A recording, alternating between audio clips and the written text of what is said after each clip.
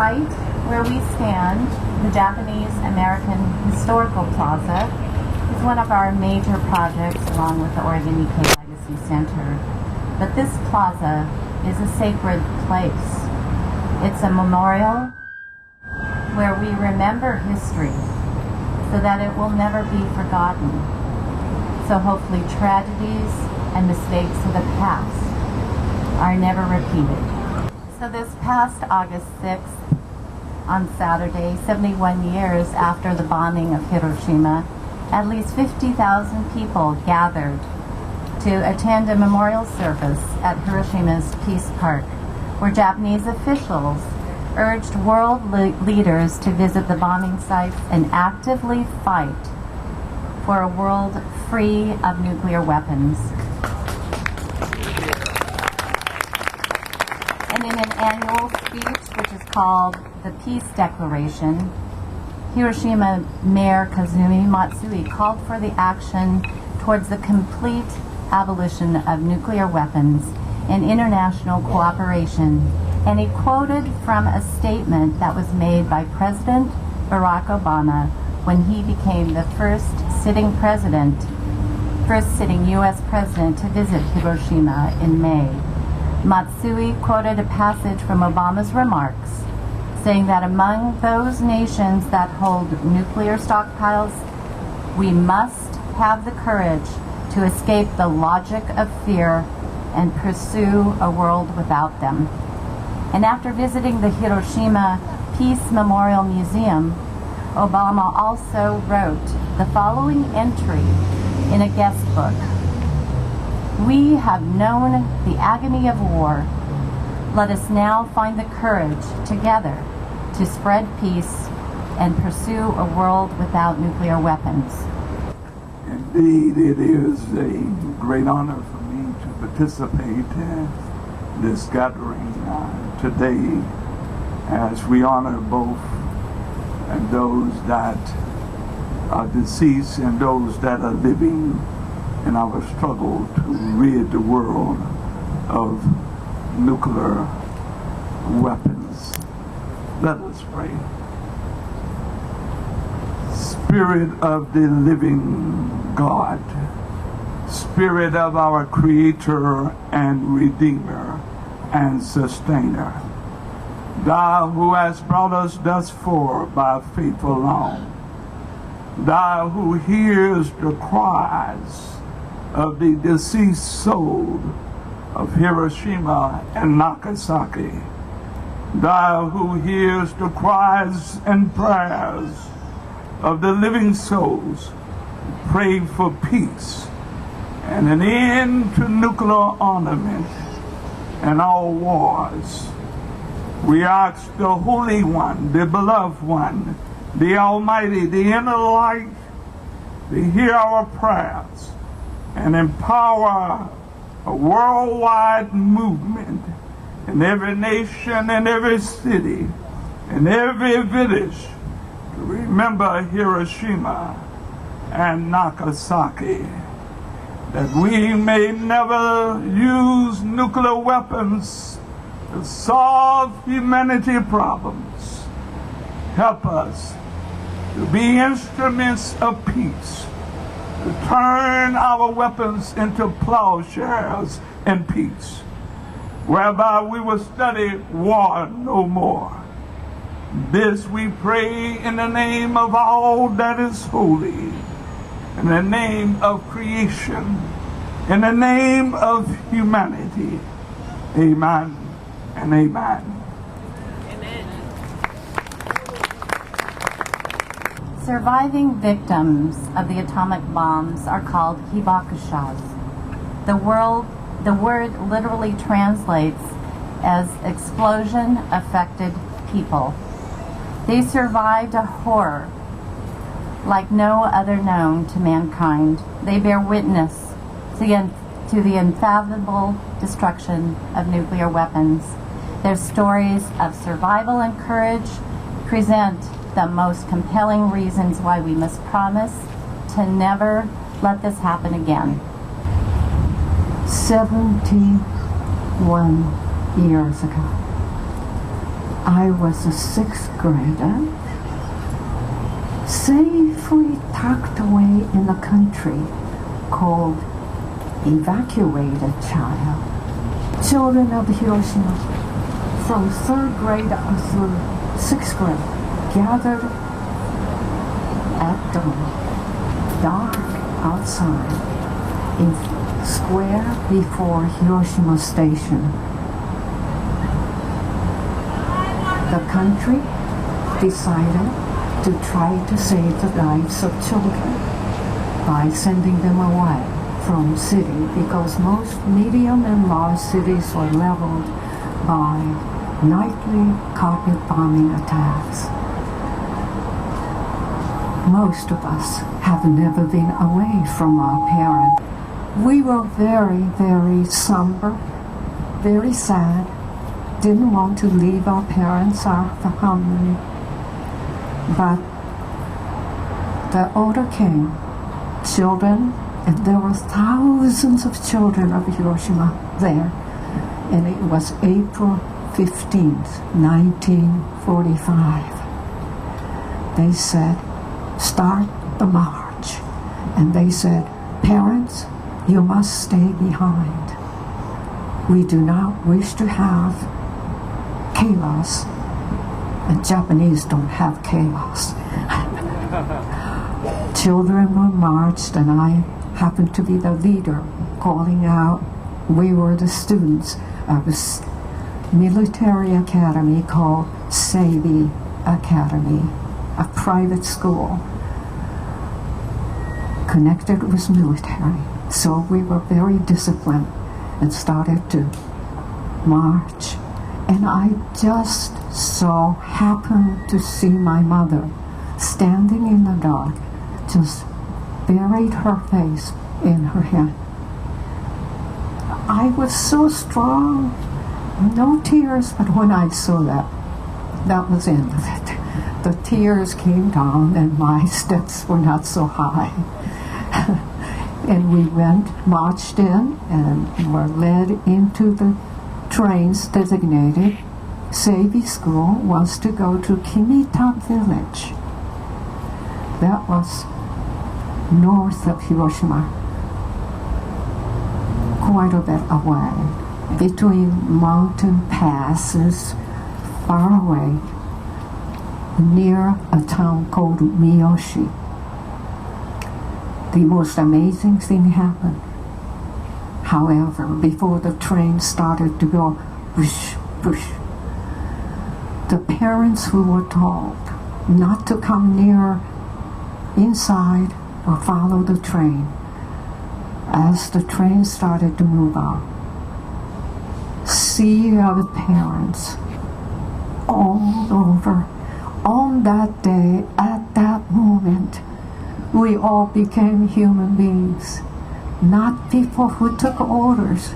This was the last time, perhaps, they saw their kids. Any day, they could have died. And we also knew this may be the last time we saw our parents.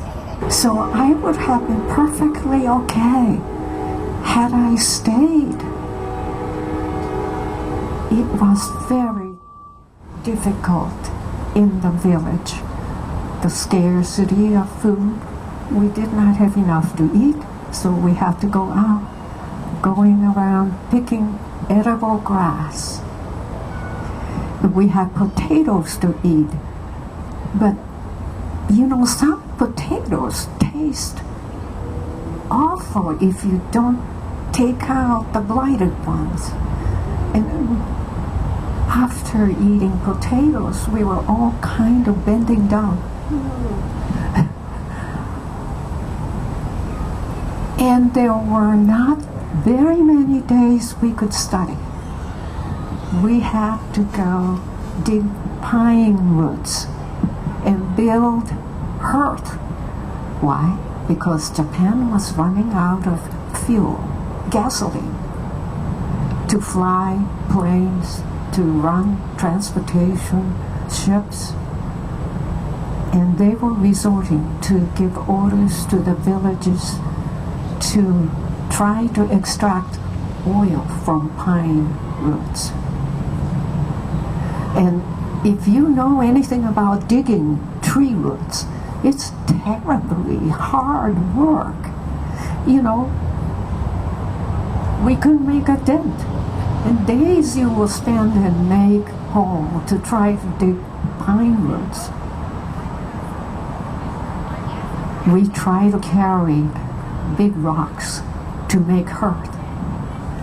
And if you know about how heavy rocks are, we will put it in a basket and then we'll try to carry it. We couldn't even get up. Anyway, this is just the beginning. And then I remember I was taunted by village children after I was so bored because there were no commercial type of a city type of a school play equipment. But there was one thing that I knew. High bars, to turn around and forward and backwards. I was very good at it. I loved being athletic. So one day I just started to play on it, and all the village children surrounded. Oh my God, that little girl. They never saw a girl do anything like that. And after that, everywhere I went, I was taunted. You know, so and so and so and so. And that was excruciating. At my age, I was 6th grader. So one day I persuaded, behind my teacher's back, sending a postcard to say I could not stay here. I just cannot bear it anymore. Please rescue me and bring me home. Well, my best friend, who was also like myself, an only daughter, did the same thing. And August 4th, 1944, both mothers came. And they said, you know, there are so many air raid sirens through the night. We can't sleep at night. Let us stay one more day. And both girls, who were terribly spoiled, I'm sure, said, no, Mom, we have to come home. We got to be home. We can't stand it here. So guess what happened?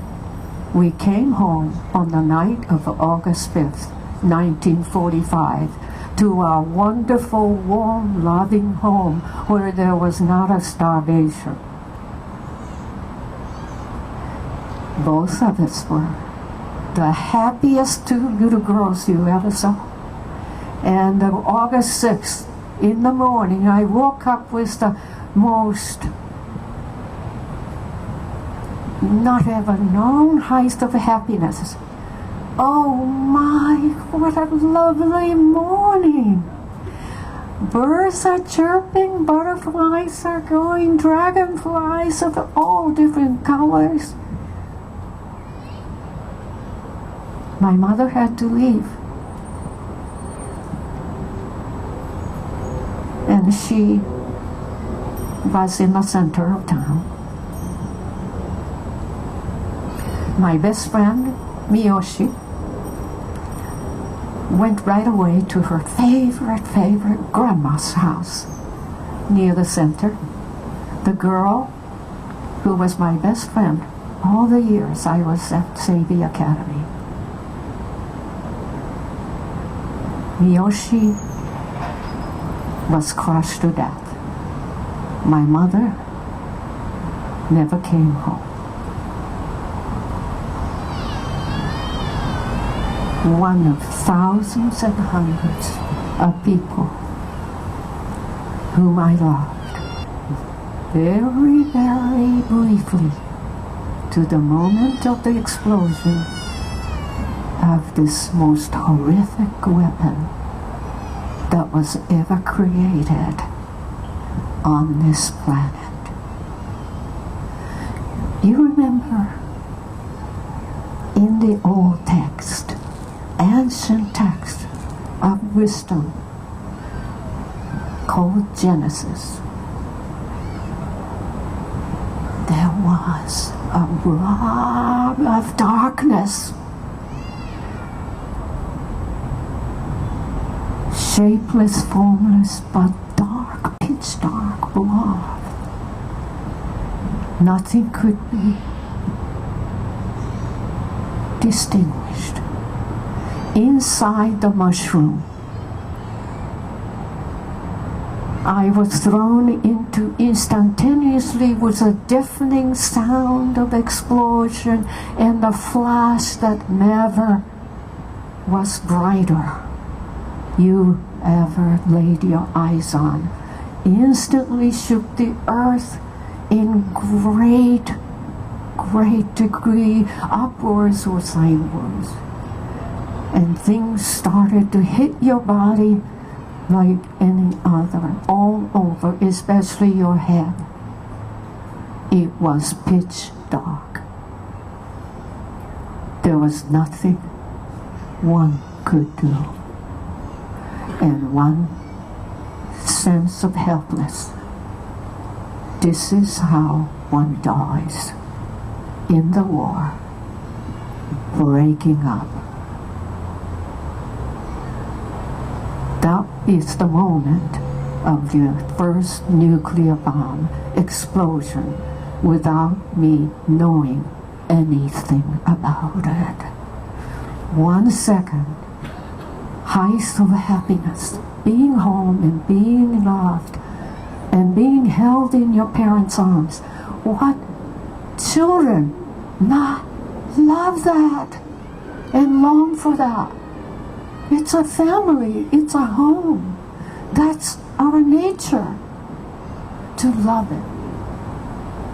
Completely gone, taken away at that moment for all of us. Hours and hours I spent searching for my mother and seeing people die asking for water that could not be given. I did not have any. And medicine we did not have. And soon the people started to rot. We could not help. How do human beings cope with that? I fled on foot by myself. My next door friend Kikuya, she was at a morning assembly and was outside, just as some of my friends later on, completely burned. And the face blown so it's unrecognizable. Your playmate body looking like a balloon. I kept on seeking my mother. I could not bear continuing to see all the suffering. And let me tell you, such images never go away. Such sound as crushi, crushi, crushi, not screaming, but whispering, because Japanese don't display their discomfort for show of anything. They try to hide it. They try to contain it. And I did my best to contain, but I was terrified. And that terror, ladies and gentlemen, become a core at the base of your psychic bone and never leave you. Believe me, even if I do not wear it around my wrist, it would not leave you rest of your life. What is civilization? To have more and more lethal weapons called nuclear weapons. What is civilization? And to use it without any consideration for its harm for other human beings. How is human race to guard ourselves towards protecting the most precious gift we have. In the form as we know it, on this earth, we only have one chance. We were born and we will die, surely. No one escaped that. And in that time, are we to do what? To be truly human or to be most mighty, excluding others but ourselves, one race over another? Who are we? Who do we want to be, ladies and gentlemen? Do you have the preciousness awareness of the gift of life? Do you feel it? We were given this gift at our birth. And we were given the darkness, and we were given being created in the image of God. Doesn't matter what religion says that. It's valuing our gift of life. Please, if there is one thing you take from here tonight, from me, please value your life. And ask yourself, who do I want to be? It doesn't matter who you've been before. Thank you.